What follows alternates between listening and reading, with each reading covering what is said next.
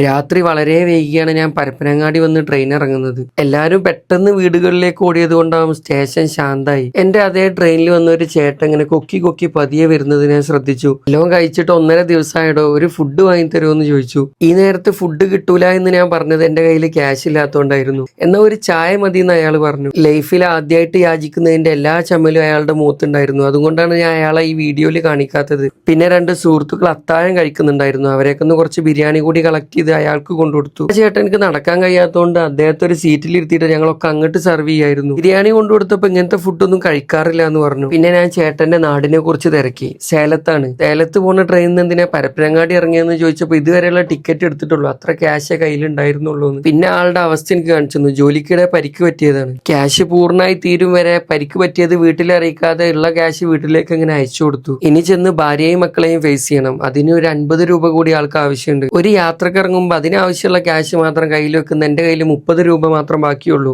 വേറെ ഒരു സഹോദരനെ കണ്ട് ഒരു 20 രൂപ കൂടി കൂട്ടി അയാൾക്ക് ആ ക്യാഷ് നൽകി. സമയം ഒരുപാട് വൈകിയിരുന്നു. ഈ ക്യാഷിന് ആ ചേട്ടൻ കൊടുത്തപ്പോൾ ഞാൻ ചോദിച്ചു, ചേട്ടാ എത്ര ബുദ്ധിമുട്ടാണെങ്കിൽ നിങ്ങൾക്ക് ടിക്കറ്റ് എടുക്കാതെ സ്ഥലം വരെ പോയിക്കൂടായിരുന്നു? അദ്ദേഹം എന്റെ മുഖത്ത് നോക്കിയിട്ട് പറഞ്ഞു, പോലീസോ ചക്കറോ വന്ന ഓടാനുള്ള ശേഷി പോലും എനിക്കില്ല. ഇത് ശരിക്കും എന്റെ മനസ്സിൽ കൊണ്ടു. അപ്പൊ എല്ലാ കഴിവുള്ളതുകൊണ്ടാണല്ലേ നമ്മളൊക്കെ തെറ്റ് ചെയ്യുന്നത്. ഈ തിരിച്ചറിവ് മനസ്സിലാക്കി തരാൻ വേണ്ടി മാത്രമാണ് ഞാൻ ഈ അനുഭവം ഇവിടെ പങ്കുവെച്ചത്. ഇനി ഓഫീസിൽ പോവാണ്. പോണ വഴിക്ക് മമ്പുറത്തൊന്ന് കയറി ഒരു ഫാത്തിഹ ഓതണം. എന്നാൽ ജീവിതത്തിൽ ഇനിയും സന്തോഷങ്ങൾ ഉണ്ടാവും എന്ന് വിശ്വസിക്കുന്ന ആളാണ് ഞാൻ. അപ്പൊ ശരി, ബൈ.